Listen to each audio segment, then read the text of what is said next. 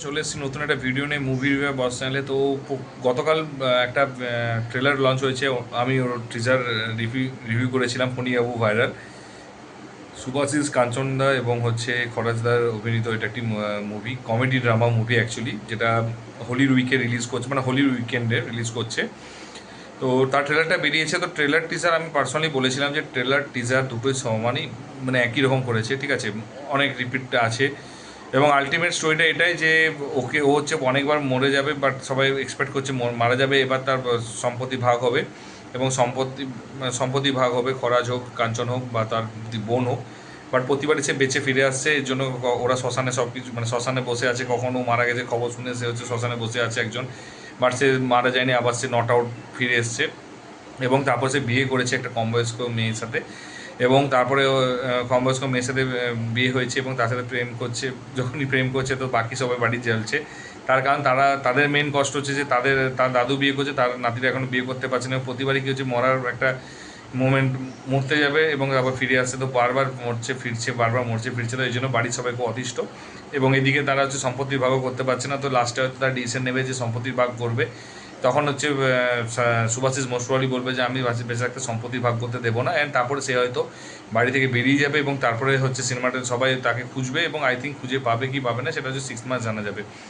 তো বেসিক্যালি আমি ফার্স্টে একটা কথা বলেছিলাম, আগে টিজারও বলেছিলাম, এখানেও বলেছি। এর সবচেয়ে পজিটিভ দিক হচ্ছে এই তিনটে আর্টিস্ট, যে তিনটে আর্টিস্ট হচ্ছে খরাজ, সুভাষিস এবং খরাজদা, সুভাষিসদা এবং কাঞ্চন। এই তিনজন আর্টিস্ট, এই তিনজন হচ্ছে অবহেলিত এবং one of the finest comedian in Indian movie industry right now, ঠিক আছে। বেঙ্গলি তো ডেফিনেটলি, এবং ইন্ডিয়াতেও আমি বলবো যে এদের এক্সপ্রেশন দিয়ে, এদের কথাবার্তা থ্রু দিয়ে কিন্তু এরা ভুলভাল ভালগা জিনিস না করেও কিন্তু এরা হাসাতে পারে এবং সেই ক্ষমতা এদের মধ্যে রয়েছে এবং সেই লেভেলটা রয়েছে এদের মধ্যে। সেকেন্ড যেটা হচ্ছে পজিটিভ পজিটিভ দিক হচ্ছে এই তিনজনকে, আমি আবারও বলছি, তিনজনকে একসাথে দেখতে পাওয়াটা একটা বিশাল বড় ভাগ্যের ব্যাপার।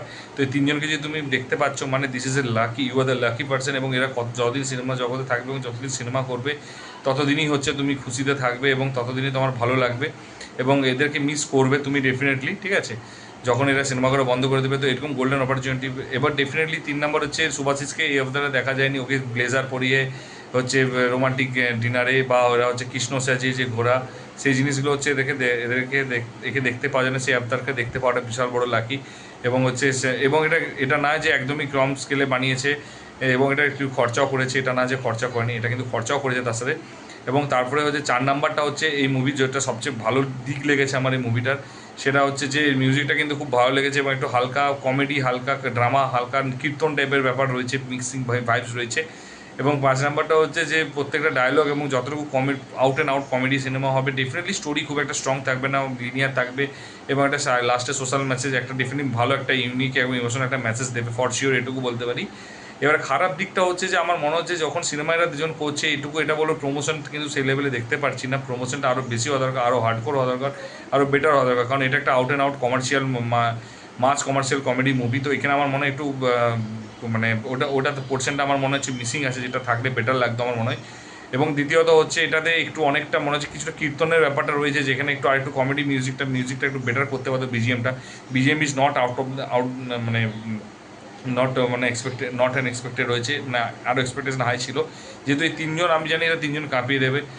3 নম্বরটা হচ্ছে নেগেটিভ দিক, যেটা হচ্ছে যে ট্রেলার কাটিংটা কিন্তু খুব একটা ভালো নয়। ট্রেলার কাটিং আরও শার্প হতে পারতো এবং এডিটিংটা আরও শার্প হতে পারতো। এবং মানে শুধু ছেলেরা না হাসিয়েছে, এখানে মেয়েদেরও কিছু জায়গাগুলো দিতে পারতো, মেয়েদেরও ভালো এক দুজন কমেডিয়ানকে দিতে পারতো, কমেডি করতে পারতো, তাকে দিতে পারতো, তাহলে আরও বেটার লাগতো আমার মনে হচ্ছে। তো এই তিনটে জিনিস, এবং দেখা যাক মুভিটা কীরকম করে। মুভিটা যদি স্টোরি মেসেজ যদি স্ট্রং থাকে, কমেডি যদি ভালো থাকে, তাহলে ডেফিনেটলি প্রত্যেকের মন জয় করবে এবং এটা একটা কারণ। এবং দ্বিতীয়ত এই মানুষ তিনটের জন্য, যারা বাংলা ইন্ডাস্ট্রি অবহেলিত বহুদিন ধরে এরা কমেডি করে আসছে, হাসি আসছে, তা এরা প্রথমবার একটা নিজেরা ইন্ডিভিজুয়াল মুভি বানাচ্ছে। আমার মনে হয় যে আমাদের প্রত্যেকেরই এদেরকে সাপোর্ট করা দরকার এবং এরা ডিজার্ভ করে সাপোর্ট করা, কারণ সেই অনুযায়ী আমি পার্সোনালি বলবো, যদি আই থিঙ্ক টিকিট প্রাইসও হবে না এইসব মুভির জন্য, শো টাইম প্রাইম টাইমে পাবে না, তো ডেফিনেটলি টিকিট প্রাইসও কম থাকবে। এবং আমার মনে হয় যে এদেরকে সম্মান এবং ওদেরকে ট্রিবিউট দেওয়ার জন্য হলেও এদেরকে আমার উচিত যে একটাবার সিনেমা হলে গিয়ে সবারই দেখে আসা।